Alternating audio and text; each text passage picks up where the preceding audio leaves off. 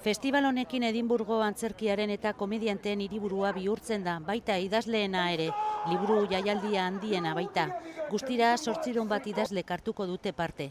Egunero daude elkarrizketak eta ekitaldiak eta tartean Bernardo Atxaga idazlea egonda. Hizkuntza gutxituen eta literaturaren sorkuntzan eredugarri laugarrenez izan da euskal idazlea Edinburgon. Bere liburuak ingelesera itzuli zituen Margaret Jule Costarekin egonda.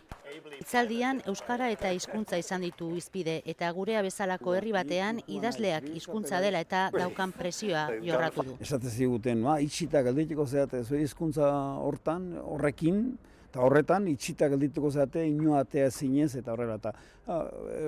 Egia esan, txorakeria bada, itzultzaileak egon da.